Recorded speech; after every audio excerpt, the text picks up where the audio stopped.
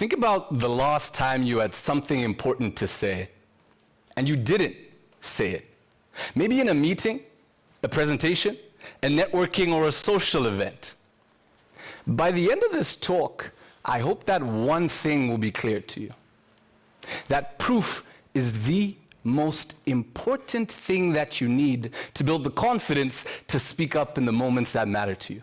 Because proof, I believe, is the strongest antidote to public speaking nerves. See, most people don't lack ability, they lack evidence. And they're waiting to feel confident before they can act confident. But here's what the research actually tells us. The psychologist Russ Harris talks about how the actions of confidence come before the feelings of confidence. Meaning that you do the thing first and the feelings follow. And there's a reason for that. The Stanford psychologist Albert Bandura spent decades studying what actually builds self-belief.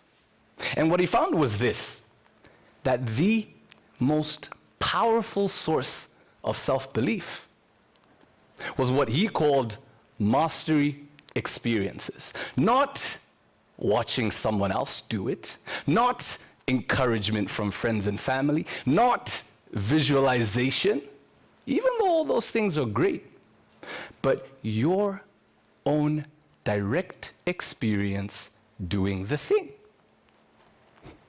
In other words, your own proof. I had to learn this for myself because I never used to think of myself as someone that was smart. And this was a story that I told myself in high school growing up in Zimbabwe. Yes, that's me in high school. A lot has changed since then, hear me out. Thank goodness for growth. But that story that I told myself followed me from high school to university, where I eventually found myself on academic probation and at risk of getting kicked out of the faculty. At the time, my confidence was at its lowest. But something started to happen. I started to do more presentations as part of class projects. I started to go to networking events and speak up more. Initially, when I started to do this, I would have a story in my head. Your grades are so low. You can't even add value in these rooms. But I would do it anyway. Over time, after a few more times putting myself out there, something started to shift. I started to believe that I could actually add value in these rooms. I started to believe that my voice mattered. Not overnight, but over time. The good news is I eventually came off academic probation and graduated university. But the even better news is that as I stand here before you today, after thousands of moments of choosing to speak up when staying quiet would have been the easier thing to do, I now have the most valuable thing, what I call a proof balance that I can draw on whenever I feel the nerves show up, as a reminder that I can do this because I have done it. And I see this all the time. It's not unique to me. With the founders and the professionals that I work with, how a single moment of proof can fundamentally change someone's belief in their ability to speak up in the moments that matter. Because each moment becomes a data point. Each data point becomes a belief, and each belief makes the next action easier. Because momentum doesn't require a breakthrough, it requires a beginning. But where do you get that beginning? And this is where most people get stuck. They hear build proof and they think, oh, I need a massive presentation. I need the right opportunity. I need a big stage. But you don't. I didn't build my proof balance doing TEDx talks. I built it in the classroom, doing things that felt somewhat insignificant. And you don't need a TEDx talk to build yours either. You need your next meeting, the next class, the next time someone says, does anyone have any questions? No one lifts up their hand, except for you. The moments to build proof are everywhere around us, in the hallways of the office, on calls, in text messages that could have been voice notes. As long as they aren't 10-minute voice notes, because that's excessive. No one wants to hear that. But the opportunities are endless. Remember what Albert Bandura said, that mastery experiences are the single most powerful source of self-belief. Because each speaking moment sends a message to your nervous system that I can do this, I have done this, and now I have proof. Because the small moments build you up for the biggest ones. But let's get practical here. I'd like to give you what I call reps. It's almost like exercise. You have to do it over and over and over again for you to really build proof. So, rep 1, speak first. It could be in your next meeting, the next class, the next networking event. Commit to being the one who speaks first, because too often we wait for someone else to speak up, to give us permission to then use our voice or raise our hand. But all it takes to learn to give yourself permission is being the one to speak first. Rep 2, record yourself. I know, no one likes to hear their voice. I know, I get it. I used to think I had this amazing, silky, buttery-like voice until I listened to a recording of myself and I was like, hold on a second. Why didn't anyone tell me that I sound like this? This is crazy. I get it. But the thing that I tell people that I work with now is you don't hate the sound of your voice, you just haven't learned to trust it yet.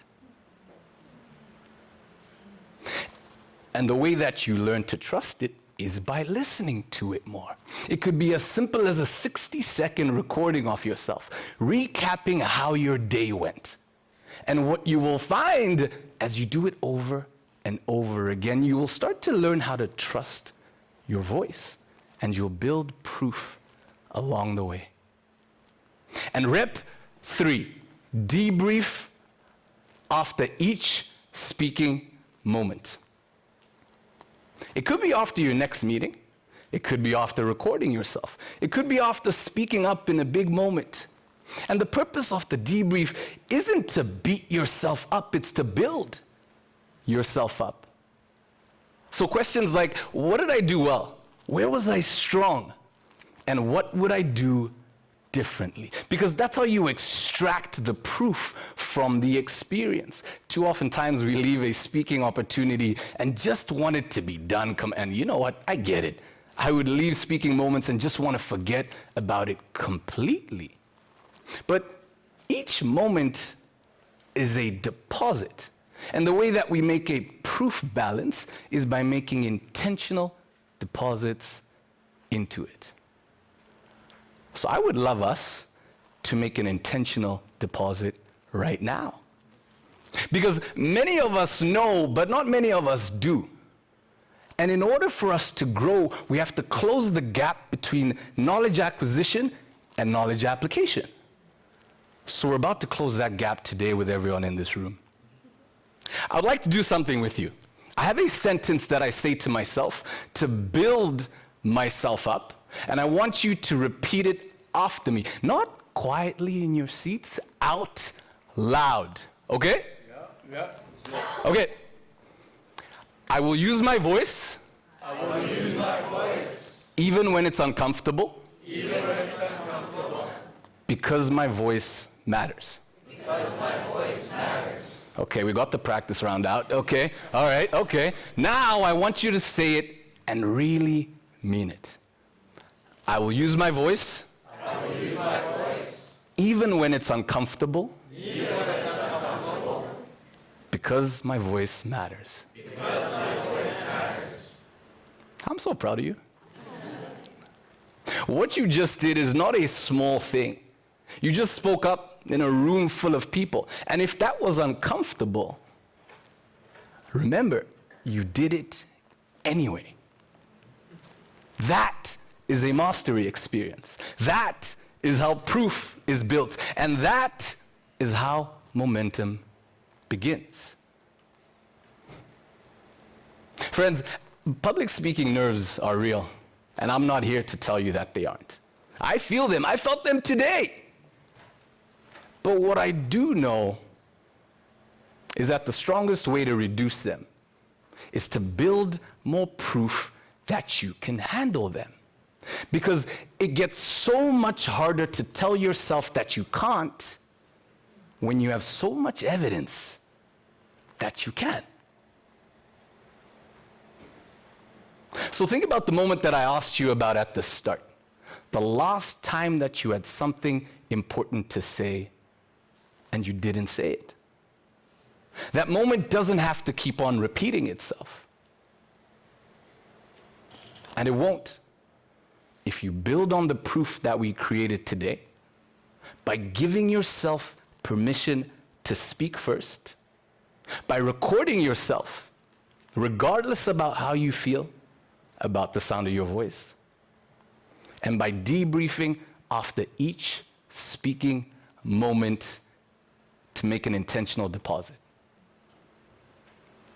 Because the strongest antidote to public speaking nerves isn't a breathing technique. It isn't visualization. It isn't watching someone else do it, even though all those things are great. It's proof, and you can build it. Thank you.